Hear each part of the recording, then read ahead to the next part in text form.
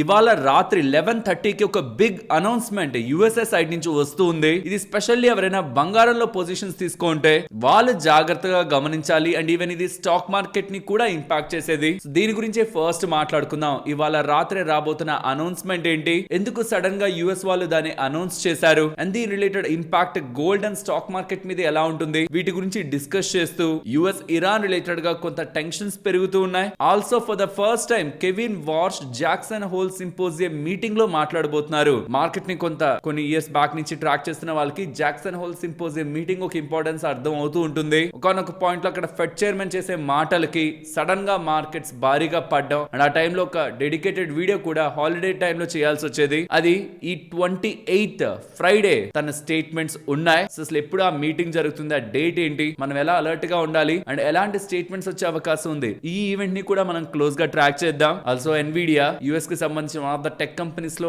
Top కంపెనీగా present ఉంది కదా, దానికి సంబంధించిన నెంబర్స్ రాబోతున్నాయి వెనస్డే. ఇలా గ్లోబల్ గా ఉంటున్న డేటా, ఇండియన్ మార్కెట్స్ రిలేటెడ్ గా ఉంటున్న ఇన్ఫర్మేషన్ ని మాట్లాడుకుంటూ దీంతో పాటు గోల్డ్ అండ్ సిల్వర్ రిలేటెడ్ గా ఉంటున్న ప్రైస్ డేటా ఇన్ఫర్మేషన్, ఎఫ్ఎస్ ఒక సెల్లింగ్ అండ్ ఇవాల్టి మార్కెట్ యాక్టివిటీ, వీటి గురించి డిస్కస్ చేసుకొని మన మార్కెట్ అనాలిసిస్ ని ఎండ్ చేద్దాం. Hello friends, welcome to day trader Telugu. Good evening. First ఇవాళ రాత్రి యాక్చువల్ గా అయితే యుఎస్ టైమింగ్స్ లో 1 o'clock అనమాట లోకల్ టైమ్ లో, కానీ మన ఇండియన్ టైమింగ్ కి వచ్చేసరికి అది 11:30 PM. US treasury secretary Scott Bessent ఒక ప్రెస్ కాన్ఫరెన్స్ అయితే నిర్వహించబోతున్నారు. The toughest sanctions in the history, Iran related గా శాంక్షన్స్ విధిస్తారనేలా, దాని గురించి ప్రెస్ కాన్ఫరెన్స్ ఉంటుందనేలా స్టేట్మెంట్స్ ఉన్నాయి. జస్ట్ ఓన్లీ ఇరాన్ గురించే వదిలేస్తే మార్కెట్ మేబీ పెద్ద సీరియస్ గా తీసుకునేది కాదు. Like only Iran, only targeting Iran related గానే స్టేట్మెంట్స్ ట్రెజరీ సెక్రటరీ దగ్గర నుంచి ఉంటాయంటే నిజంగా మార్కెట్స్ లైక్ రేపు మన మార్కెట్ మంచిగా ఓపెన్ అవడమా పడ్డమా, ఆర్ గోల్డ్ పెరగడమా పడ్డమా, ఇది ఒక్కదాని మీద అంత ఇంపాక్ట్ ఉండేది కాదేమో. కానీ రీసెంట్ టైమ్స్ లో తిను బాండ్స్ రిలేటెడ్ గా కీలకమైన స్టేట్మెంట్స్ చేస్తూ వచ్చారు. $2 billion నుంచి $4 billion బైబ్యాక్ గవర్నమెంట్ బాండ్స్ ని కొనేయడం అనమాట. మార్కెట్స్ నుంచి గవర్నమెంట్ బాండ్స్ ని మార్కెట్ నుంచి కొనేయడం అంటే డబ్బులు మార్కెట్ లోకి వెళ్ళడమే కదా. ఆ డబ్బులు మార్కెట్ లోకి వెళ్తున్నాయంటే అది మెటల్స్ రిలేటెడ్ గాను మార్కెట్ రిలేటెడ్ గాను మంచిది. ఇది ఎప్పుడైతే అనౌన్స్మెంట్ వచ్చిందో అప్పుడు బంగారం వెండి పెరిగింది. దాని తర్వాత వచ్చిన అనౌన్స్మెంట్ ఏంటి, ట్రెజరీ సెక్రటరీ గారి దగ్గర నుంచి $4 billion కాదు ఇంకా పెంచే అవకాశం ఉంది. ఆల్సో మా దగ్గర ఒక పెద్ద టూల్ కిట్ ఉంది, ఎకానమీ పరంగా ఒక పెద్ద టూల్ కిట్ ఉంది, దాన్ని మేము వాడతామని చెప్పేసరికి ఏం చేస్తారు కమింగ్ టైమ్స్ లో బాండ్ మార్కెట్ ని కూల్ ఆఫ్ చేయడానికి. లాంగ్ రీల్స్ ఏమో పెరుగుతూ ఉన్నాయి, షార్టర్ టెన్యూర్ ఉంటున్నదేమో తగ్గుతూ ఉన్నాయి. 2-year 10-year ఒక రకంగా మూవ్ అవుతున్నాయి, 30-year బాండ్ డీల్స్ ఒక రకంగా మూవ్ అవుతున్నాయి. ఇన్వర్షన్ కనిపిస్తుంది కంప్లీట్ గా బాండ్ మార్కెట్ పరంగా. దీన్ని కూల్ ఆఫ్ చేయడానికి US treasury secretary Scott Besant ఈ రోజు ఏదైనా స్టేట్మెంట్స్ చేసే అవకాశం ఉందా? ఆ స్టేట్మెంట్స్ తోనే గుర్తుంచుకోవాలి, ఆ స్టేట్మెంట్స్ తోనే బంగారం వెండి గతంలో పెరిగాయి. ఇది చాలా చాలా చాలా ఇంపార్టెంట్ స్టేట్మెంట్స్. బాండ్ మార్కెట్ ని ట్యూన్ చేసేలా ఏదైనా స్టేట్మెంట్స్ ఉండేది, డాలర్ ఇండెక్స్ ని కూల్ ఆఫ్ చేస్తూ ఉంటే ఆటోమేటిక్ గా గోల్డ్ అండ్ సిల్వర్ కి బిగ్ ఇంపాక్ట్ ని క్రియేట్ చేస్తుంది. Also for the stock market ఇది చాలా క్రూషియల్ స్టేట్మెంట్స్. కాబట్టి ఇవాళ రాత్రి రాబోతున్న ఇంపార్టెంట్ డేటా స్కాట్ బెసెంట్ దగ్గర నుంచి not just Iran statements, only Iran statements వచ్చి ఎండ్ అయిపోతే కాదు, బాండ్ మార్కెట్స్ రిలేటెడ్ గా కూడా ఇక్కడ మీరు గమనించవచ్చు. ఇరాన్ రిలేటెడ్ గా తన స్టేట్మెంట్స్ చేస్తారనే దగ్గరే బాండ్ మార్కెట్ గురించి కూడా తను ఏదైనా మాట్లాడతారా అనే క్వశ్చన్ మార్క్స్ కూడా రైజ్ అవుతున్నాయి. సో ఇఫ్ ఇన్ కేస్ తను బాండ్ మార్కెట్స్ గురించి ఆర్ ఏదైనా యాక్షన్స్ గురించి, యుఎస్ కి సంబంధించిన ఫిజికల్ యాక్షన్స్ గురించి ఏదైనా మాట్లాడి బాండ్ మార్కెట్స్ ఏదైనా ఇంపాక్ట్ అయ్యి దేర్ బై దాకా అనుకున్నట్టు గోల్డ్ అండ్ సిల్వర్ రిలేటెడ్ గా ఇంపాక్ట్ ఉండొచ్చు. కాబట్టి ఓవర్ నెట్ లో గోల్డ్ పొజిషన్స్ క్యారీ చేస్తున్న వాళ్ళు, M6 ఉంటుంది కదా మార్కెట్, ఆ టైంలో వాళ్ళు కొంత జాగ్రత్తగా ఉండాలి. యుఎస్ టైమింగ్స్ వేరు, ఇండియా టైమింగ్స్ వేరు. ఇండియా టైమింగ్ లో అయితే 11:30 పాయింట్ ఆఫ్ టైం కి ఇది మీకు మార్కెట్ లోకి లైవ్ అవుతుంది. అండ్ అది రేపటి మార్కెట్ ఒక ఓపెనింగ్ ని కూడా, gap up and gap down ని కూడా ఇంపాక్ట్ చేసే అవకాశం ఉంది. రాత్రి మనకి గిఫ్ట్ నిఫ్టీలో ఇది రిఫ్లెక్ట్ అవుతుంది ఒకవేళ అంత సివియర్ ఇంపాక్ట్ ఉంటే. కానీ గోల్డ్ మార్కెట్ ఇమీడియట్ గా ట్రిగ్గర్ అవుతుంది కాబట్టి జాగ్రత్తగా ఉండాలి. ఆల్సో ఇది most of the asset classes ని కూడా ఇంపాక్ట్ చేస్తుంది, ఇంక్లూడింగ్ క్రిప్టో మార్కెట్. సో ఎవరైనా పొజిషన్స్ ని పెట్టుకుంటే మాత్రం ఇది కొంత బిగ్ ఈవెంట్, కొంత అలర్ట్ ఉండాలి. ఇవాళ రాత్రి 11:30కి దీని రిలేటెడ్ గా మనకు అప్డేట్ వస్తుంది. మనం ఇప్పటి వరకు బాండ్ గురించే మాట్లాడుకున్నాం, కానీ ఈ ఎంటైర్ మీటింగ్ ఒక మెయిన్ హెడ్లైన్ అయితే toughest ever sanctions on the Iran అని. ఇప్పుడు దాని గురించి మాట్లాడుకుందాం. యుఎస్ వాళ్ళు ఏం చెప్తున్నారంటే ఇప్పటి వరకు లేనంతగా ఇరాన్ మీద శాంక్షన్స్ వేస్తారు అంటున్నారు. నేను గతంలో కూడా చెప్పాను, కొత్త శాంక్షన్స్ ఏం వేసేదానికి అవకాశం ఉంది. కొన్ని డికేట్ నుంచి ఇరాన్ మీద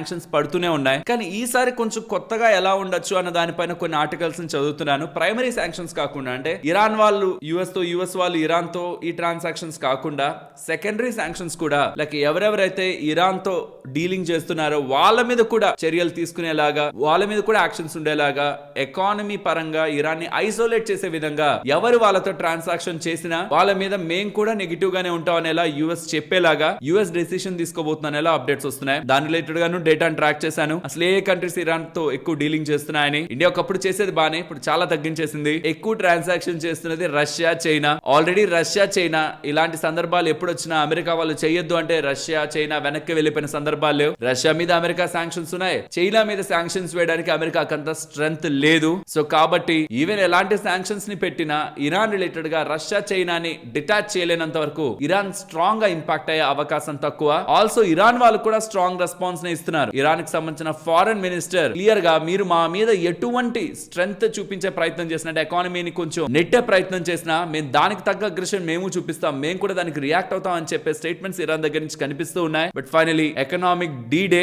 ఏం చేస్తారు, ఏం స్టేట్మెంట్స్ ఉంటాయి, బిగ్ రెస్పాన్స్ ఎలా ఉంటుంది అనేది చూడాలి. ఇక్కడ రెండు డీవియేషన్స్ మనకు కనిపిస్తున్నాయి. ఒకటి ఇరాన్ సైడ్, ఇంకొకటి bond market side. Iran side ఒకవేళ స్ట్రెంగ్త్ గట్టిగా ఉండేలా అనౌన్స్మెంట్స్ చేస్తే క్రూడ్ ఆయిల్ భారీగా పెరుగుతుంది. యాక్చువల్లీ ఇది గోల్డ్ రిలేటెడ్ గా నెగిటివ్ ఇంపాక్ట్, క్రూడ్ ఆయిల్ పెరగడం నెగిటివ్ ఇంపాక్ట్. బట్ ఈ రీసెంట్ టైమ్స్ లో రిఫ్లెక్ట్ అవ్వట్లేదు. ఎనీవే ఇంకొక సైడ్ చూస్తే బాండ్ మార్కెట్ ఇరాన్ రిలేటెడ్ గా మాట్లాడుతూనే యుఎస్ రిలేటెడ్ గా బాండ్ మార్కెట్ గురించి ఏదైనా స్టేట్మెంట్స్ చేసే అవకాశం ఉంది. బట్ కంప్లీట్ గా ఉందా అంటే ఎక్కడ హెడ్లైన్స్ లో కూడా మనకి ఇరాన్ గురించి మాట్లాడతారనే ఉందన్నమాట. బట్ ఇఫ్ ఇన్ కేస్ దాని గురించి కూడా ఏదైనా మాట్లాడితే ప్రెస్ వాళ్ళు ఏదైనా అడిగి దానికి రెస్పాన్స్ ఇచ్చే ప్రయత్నం చేస్తే అక్కడ ఏమాత్రం స్టేట్మెంట్స్ చేసినా అదంతా కూడా బంగారం రిలేటెడ్ గా పాజిటివ్ గానే చేస్తారనమాట. గతంలో చేసిన ప్రతి స్టేట్మెంట్ కూడా బాండ్ మార్కెట్ ని కూల్ ఆఫ్ చేసి, డాలర్ ని కూల్ ఆఫ్ చేసి, గోల్డ్ ని స్ట్రెంథెన్ చేసేలా, మార్కెట్ ని స్ట్రెంథెన్ చేసేలానే స్టేట్మెంట్స్ ఉన్నాయి. ఈవెన్ తిని మార్కెట్ రిలేటెడ్ పర్సన్ కాబట్టి ఆ స్టేట్మెంట్స్ ని మంచిగానే ఎక్స్పెక్ట్ చేయొచ్చు. బట్ ఇక్కడ క్రూడ్ ఆయిల్ పెరిగిపోయి ఇంకేదో జరుగుతుందని ఒక పానిక్ ఆర్ ఫియర్ క్రియేట్ అయితే అది అలా గోల్డ్ ప్రైస్ ని ఇంపాక్ట్ చేస్తుంది. ఇక్కడ నుంచి 1 month బ్యాక్ చూసారంటే క్రూడ్ ఆయిల్ పెరగడం, బంగారం పడడం ఈక్వల్ గా ప్యారలల్ గా జరిగేది. కానీ రీసెంట్ టైమ్స్ లో క్రూడ్ ఆయిల్ పెరుగుతున్నా బంగారం కూడా పెరుగుతుంది ప్యారలల్ గా. కంప్లీట్లీ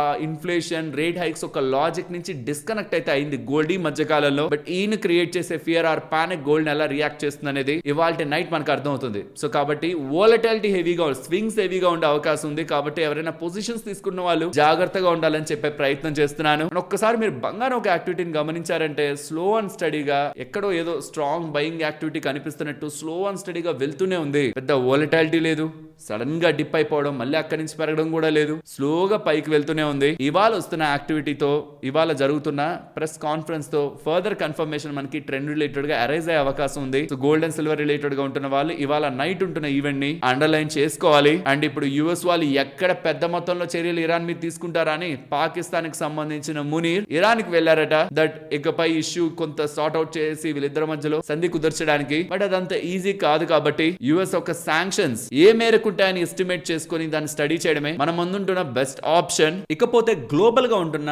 నేను పర్సనల్ గా గమనిస్తున్న major event Jackson Hole symposium meeting. అది 27th నుంచి 29th కు ఉంటుంది. కానీ 28th ఫెడ్ చైర్మన్ మీటింగ్ ఉంటుంది. మిగతా వాళ్ళందరూ కూడా మాట్లాడతారు, చాలా కంట్రీస్ కి సంబంధించిన ఫెడ్ మెంబర్స్ మాట్లాడతారు, ఐ మీన్ సెంట్రల్ బ్యాంక్స్ కి సంబంధించిన వాళ్ళు మాట్లాడతారు. కానీ యుఎస్ కి సంబంధించిన ఫెడ్ చైర్మన్ మాట్లాడే మాటలే మనకి ఇంపార్టెంట్. తను ఎప్పుడు మాట్లాడతారు? 28th Friday. ఏ టైమ్ లో మాట్లాడతారు? 10 AM అనమాట. అక్కడ మార్నింగ్ 10 AM, మన టైమింగ్ లో 8:30 PM. సో మార్కెట్ క్లోజ్ లో ఉంటుంది. ఇది ఇంపార్టెంట్ అనౌన్స్మెంట్. గతంలో కూడా ఇలానే మార్కెట్ క్లోజ్ అయ్యాక వస్తుంది. So over night gift Nifty related గా ఇంపాక్ట్ ఉంటుంది. దానికి వీడియో సాటర్డే చేయాల్సి వచ్చేది, సాటర్డే ఆర్ సండే చేయాల్సి వచ్చేది. సో కాబట్టి ఈ వీకెండ్ లో ఏదైనా మేజర్ అనౌన్స్మెంట్ తిన సైడ్ నుంచి ఉందంటే మాత్రం స్టాక్ మార్కెట్ కి, గోల్డ్, సిల్వర్ కి అండ్ అదర్ అసెట్ క్లాసెస్ అన్నిటికి కూడా ఇంపాక్ట్ ఉండే అవకాశం ఉంది. ఈ రెండు కూడా నెక్స్ట్ కమింగ్ డేస్ లో మనకు మార్కెట్ రిలేటెడ్ గా క్రూషియల్ ఇంపాక్ట్ ని క్రియేట్ చేయగలిగే ఈవెంట్స్ అనమాట. ఇన్ బిట్వీన్ మీకు అన్ఎంప్లాయ్మెంట్ రిలేటెడ్ గా డేటా వస్తుంది, కన్సంప్షన్ రిలేటెడ్ గా, కన్సంప్షన్ థీమ్ రిలేటెడ్ గా యూఎస్ పరంగా డేటా, మల్టిపుల్ డేటా పాయింట్స్ ఉన్నాయి. అవన్నీ ఇక్కడ మీరు స్క్రీన్ మీద గమనించవచ్చు. 24th ట్రెజరీ సెక్రటరీ చేస్తున్న స్టేట్మెంట్స్, ఇవాళ చేసిన స్టేట్మెంట్స్ తర్వాత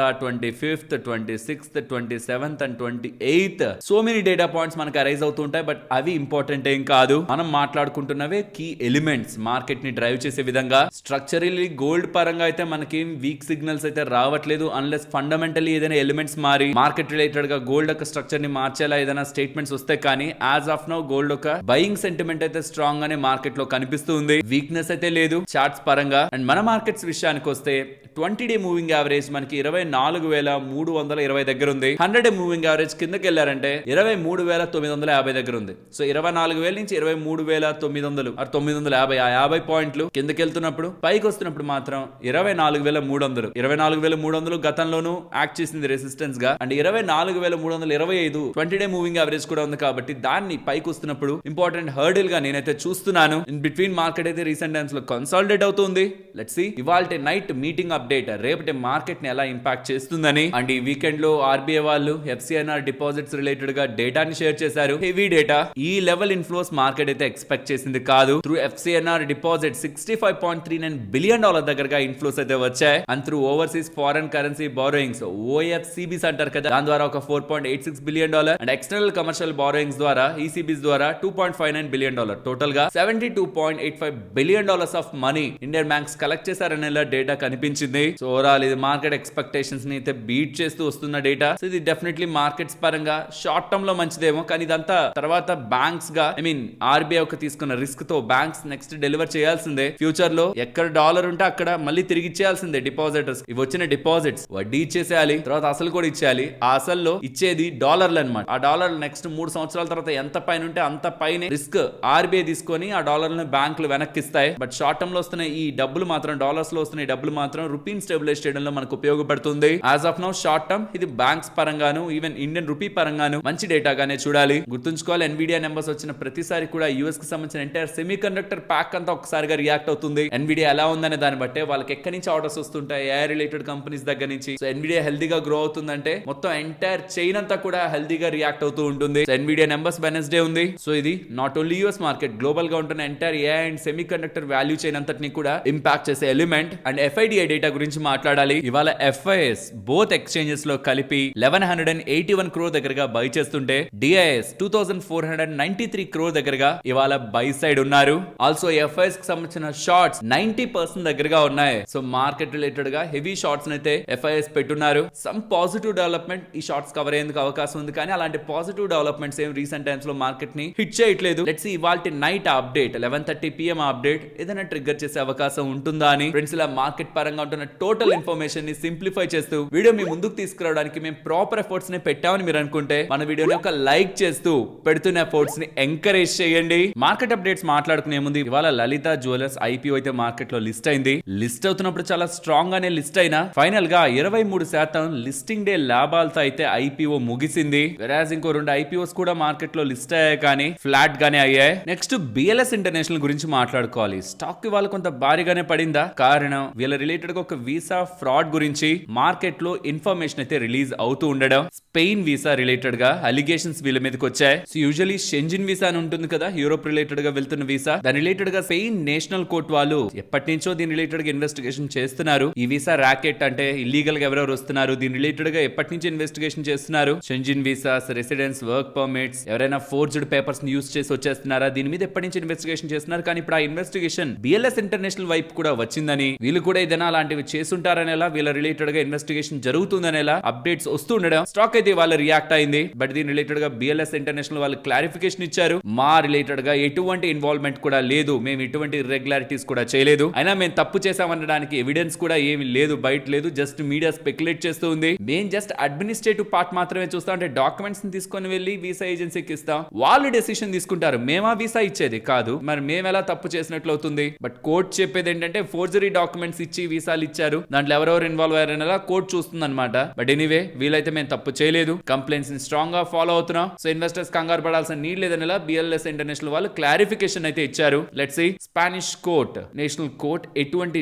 జడ్జిమెంట్ BLS ఇంటర్నేషనల్ రిలేటెడ్ గా అప్డేట్ చేస్తుందని. Next Ratnamani metals and tubes గురించి మాట్లాడుకోవాలి. ఈ కంపెనీ గురించి నాకు తెలిసి చాలా రేర్ గా మాట్లాడుకుంటూ ఉంటాం, బట్ చాలా ఇంట్రెస్టింగ్ అప్డేట్ వీళ్ళు రిలేటెడ్ గా వచ్చింది. స్టాక్ 19,000 crore మార్కెట్ క్యాపిటల్ దగ్గరగా ఉంటుంది అనమాట. వీళ్ళు stainless steel pipes, tubes and carbon steel pipes ని మ్యానుఫ్యాక్చర్ చేస్తూ ఉంటారు. వీళ్ళు రిలేటెడ్ గా majority steel tubes and pipes 93% దగ్గరగా బిజినెస్ ని కాంట్రిబ్యూట్ చేస్తూ ఉంటుంది. ఆల్మోస్ట్ డిసెంబర్ 2023 నుంచి స్టాక్ పెద్దగా ఎక్కడికి వెళ్ళలేదు, ఇంకా కొంచెం కింద పడింది కూడా. వీళ్ళకు ఒక ఇంట్రెస్టింగ్ ఆర్డర్ అయితే లభించింది. 2,700 కోట్లు విలువ చేసే ఆర్డర్ న్యూక్లియర్ సెగ్మెంట్ పరంగా ఇంటర్నేషనల్ ఆర్డర్ లభించినట్లు అప్డేట్ చేశారు. ఇది ఒక స్పూలింగ్ బిజినెస్ రిలేటెడ్ గా డివిజన్ పరంగా వచ్చిన ఆర్డర్. వీళ్ళు ఆ పర్టికులర్ స్పేస్ నుంచి స్పూలింగ్ డివిజన్ నుంచి 52% ఆపరేటింగ్ మార్జిన్స్ ని జనరేట్ చేయగలిగారు రీసెంట్ రిజల్ట్స్ లో మీరు గమనించారంటే. సో ఓవరాల్ ఇది గుడ్ డెవలప్మెంట్ బిజినెస్ పరంగా, కాబట్టి స్టాక్ ఇవాళ 15% దగ్గరగా పెరిగింది. నెక్స్ట్ విశాల్ మెగా మార్ట్ గురించి మాట్లాడుకోవాలి. స్టాక్ ఇవాళ సడన్ గా పెరిగింది, గమనించారా? దీనికి కారణం కరెంట్ ఉంటున్న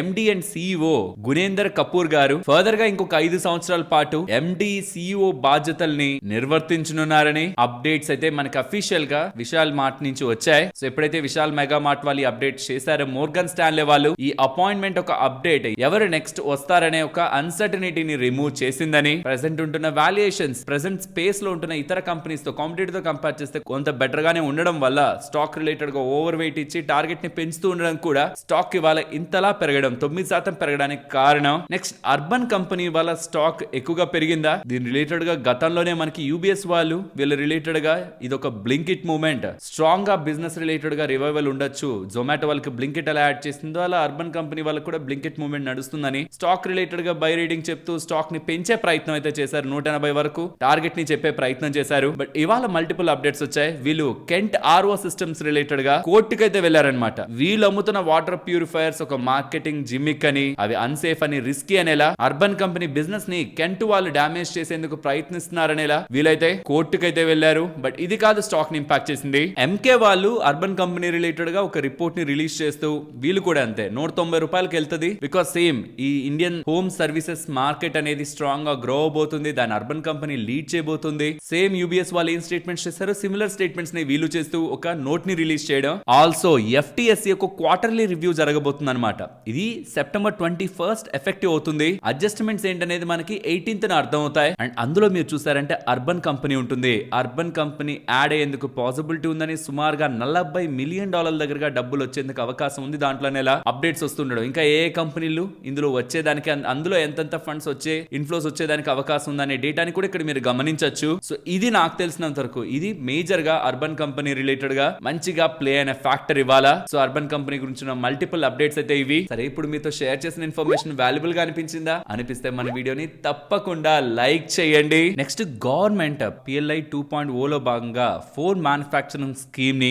62,500 crore కి సంబంధించిన స్కీమ్ ని అనౌన్స్ చేసింది కదా. అందులో భాగంగా 4 డొమెస్టిక్ ప్లేయర్స్ దీనికోసం పోటీ పడబోతున్నారని Dixon, Amber Enterprises, Lava International and NXT వీళ్ళు పోటీ పడబోతున్నారని. Mobile phone manufacturing scheme MPMS already Dixon వాళ్ళు మొబైల్ మ్యానుఫ్యాక్చరింగ్ లో ఉన్నారు, ఆ విషయం మనకు తెలుసు. ఆంబర్ ఎంటర్ప్రైజెస్ వాళ్ళు for the first time mobile మ్యానుఫ్యాక్చరింగ్ లోకి ఎంటర్ అవుతున్నారు. ఒప్పో రిలేటెడ్ గా టై అయ్యారు కదా. దాని తర్వాత లావా ఇంటర్నేషనల్ వాళ్ళు ఆల్రెడీ ఉన్నారు బిజినెస్ లో, కానీ ఇండియన్ మొబైల్ బ్రాండ్స్ రిలేటెడ్ గా, బట్ వాళ్ళంత స్ట్రాంగ్ ప్రెసెన్స్ కాదు. గవర్నమెంట్ సపోర్ట్ అయితే ఎక్స్పెక్ట్ చేస్తున్నారు. And NXT quantum shift technologies వాళ్ళు, NXT QST వాళ్ళు AI plus brand including pulse 4G and Nova 5G అనే ఒక మొబైల్స్ తో మార్కెట్ ని హిట్ చేయడానికి ఈ స్కీమ్ ని వాడుకోబోతున్నట్లు, 5-year PLI స్కీమ్ ని వాడుకోబోతున్నట్లు అప్డేట్స్ అయితే కనిపిస్తున్నాయి. సో ఈ కొత్తగా స్కీమ్ రిలేటెడ్ గా డేటా బయటకు వస్తూ ఉండడం, ఈ స్పేస్ లో ఎవరైనా ఒక స్ట్రాంగ్ ప్లేయర్ ఉన్నారంటే అది ఆటోమేటిక్ గా డిక్సానే. కాబట్టి స్టాక్ రిలేటెడ్ గా ఇవాళ JP Morgan వాళ్ళు ఓవర్ వెయిట్ ఇస్తూ టార్గెట్ ని కూడా 16,400 అప్డేట్ చేయడం జరిగింది. నెక్స్ట్ ఇవాళ హెక్సావేర్ టెక్నాలజీ స్టాక్ ఒక 5% దగ్గరగా పెరిగిందా?